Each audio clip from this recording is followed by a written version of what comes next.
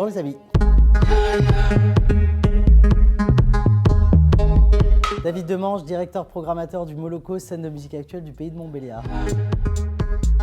Bien sûr, alors le Moloko, c'est ce qu'on appelle une scène de musique actuelle. Alors une scène de musique actuelle, c'est simplement un label, mais en fait ça veut dire une salle de concert un peu plus, puisque nous, notre objectif au Moloko et nos missions à l'année, c'est de développer la musique depuis la répétition. Donc on a des studios de répétition qui accueillent des groupes toute l'année, 140 groupes différents qui répètent au Moloko toute l'année, c'est quand même important. Aujourd'hui, ils sont à l'arrêt, malheureusement, ces studios sont fermés, notamment pour tous les groupes amateurs. Ensuite, ça va jusqu'à la formation, l'accompagnement des groupes, l'action culturelle, ce qu'on appelle l'action culturelle, donc tous les projets en milieu scolaire, tous les projets en prison, à l'hôpital, tout ce qui fait vivre la musique sur notre territoire, jusqu'à la partie visible de l'iceberg qu'on appelle donc la diffusion, qui est l'organisation de concerts à proprement parler. Généralement, les gens pensent plutôt concert, mais en fait pour nous, dans notre quotidien, c'est une pluralité de missions et qui font que la musique vit toute l'année au Moloko, tous les jours, d'une manière ou d'une autre.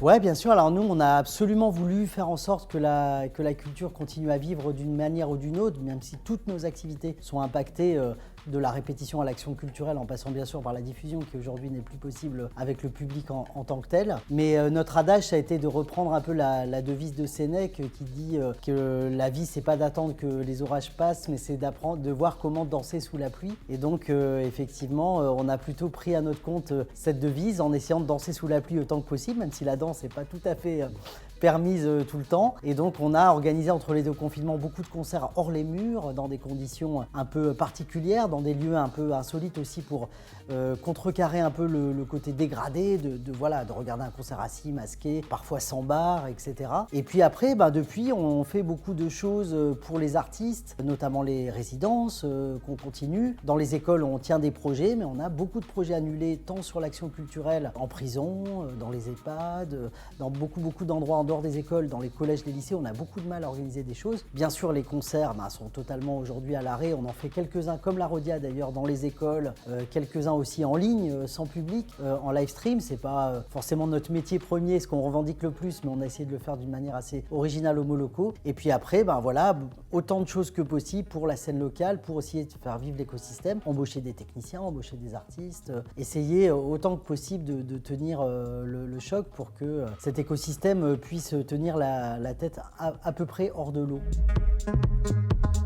Si j'ai tenu à être là, c'est bien sûr que je soutiens ces revendications. Je pense qu'il y a beaucoup de problèmes. Déjà, cette crise sanitaire, elle nous impacte tous d'une manière ou d'une autre, mais les intermittents en particulier, qui sont déjà sous des statuts très précaires, et puis l'ensemble des précaires d'ailleurs du monde de la culture, parce qu'au-delà des intermittents, il y a aussi la question de tous les contrats courts, d'autres formes de contrats qui sont très présents dans notre secteur. Donc on a conscience que c'est déjà un secteur assez précaire à la base, et qui a encore plus précarisé par la crise. Donc cette question, effectivement, déjà qu'on est à l'arrêt, donc on est toujours à l'arrêt en cette année 2021. On est au mois de mars 2021, on n'a toujours aucune perspective de reprise, on est toujours à l'arrêt, donc effectivement cette prolongation de l'année blanche, elle nous paraît tout à fait indispensable. Au-delà de ça, on pense sincèrement que la reprise sera quand même pas si facile que ça. Il y aura une reprise d'activité avec beaucoup d'embouteillages de programmation, avec aussi un rapport au public qu'on ne connaît pas encore, des conditions d'organisation des concerts, des spectacles qu'on ne connaît pas encore, qui seront peut-être extrêmement contraignantes, qui nous empêcheront peut-être par exemple de faire plusieurs groupes dans une soirée de musique. Peut-être qu'on ne pourra pas faire 2 ou 3 groupes dans une soirée, on pourra en programmer qu'un seul pour diverses raisons. Et donc tout ça, ça va limiter un peu le travail malgré tout. Et donc on s'inquiète aussi de la reprise, pas seulement de l'arrêt. On pense que cette reprise, elle sera un petit peu précaire, elle va être longue à redémarrer.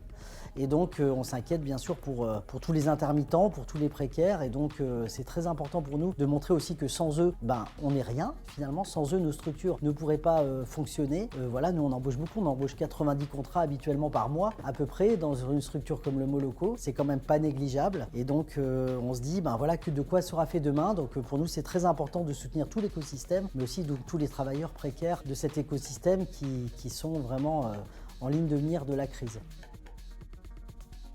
C'est, je pense, la grande question qui est encore pas tout à fait visible dans la crise, c'est-à-dire qu'il y a des éléments qui vont être très compliqués à l'avenir qu'on ne voit pas encore. Et je pense que celui-là en fait partie. Par exemple, les SMAC de notre région, pour donner la Bourgogne-Franche-Comté, ont reporté 72% de leurs concerts programmés depuis le début de la crise. On sait que ces reports massifs, nous on est les premiers à l'avoir fait, parce qu'on ne voulait pas annuler des dates complètement sèches pour permettre aux artistes de s'exprimer. Mais du coup, on sait que ces reports massifs vont créer un gros phénomène d'embouteillage. Tous ceux qui en ce moment créent, par exemple, exemple, qu'on accueille dans nos lieux, qui sont en train de faire des créations, qu'on finance, etc. Quand est-ce qu'on va pouvoir les programmer? Comment on va pouvoir les programmer? Donc ça, c'est vraiment une super grosse question. Donc je pense qu'il y aura vraiment une solidarité collective à avoir entre lieux pour, au sein des territoires, arriver à travailler ensemble pour s'entraider, pour programmer un maximum de choses différentes, essayer de trouver les moyens de faire en sorte que chacun s'y retrouve. Mais c'est certain qu'aujourd'hui, par exemple, accueillir beaucoup de résidences de création sans savoir comment ces artistes-là vont être diffusés, c'est pas non plus la solution ultime. C'est pourquoi nous, on revendique clairement la réouverture rapide des lieux. On pense que cette réouverture rapide, graduelle certes, mais rapide, elle permettrait déjà de régler une partie du problème parce qu'on est tous responsables. On a tous montré entre les deux confinements qu'on était capable d'organiser avec des protocoles sanitaires stricts les spectacles. Et donc on ne voit pas pourquoi aujourd'hui des lieux de culte seraient ouverts avec un certain protocole, les magasins sont ouverts et que nos lieux qui peuvent accueillir le public en toute sécurité, en tout cas certains des lieux, peut-être à fixer d'autres normes, mais en tout cas, voilà, nous on revendique ça parce qu'on pense que faire un concert à 100 personnes assises au Moloko aujourd'hui avec sa nouvelle configuration, voilà, on s'est aussi adapté, on a mis des gradins, on a fait une version un peu originale du Moloko, on pense que c'est en toute sécurité sanitaire qu'on pourrait accueillir des spectateurs. Ça réglerait une partie du problème parce que ça permettrait déjà à tous ceux qui le peuvent, tout le monde ne le peut pas, mais en tout cas ceux qui le peuvent, de jouer pleinement leur rôle pour programmer et donner une place à tous ces artistes, faire bosser aussi tous les autres. Voilà, mais tant que plus on retardera cette ouverture, plus on amplifiera le problème que tu soulèves.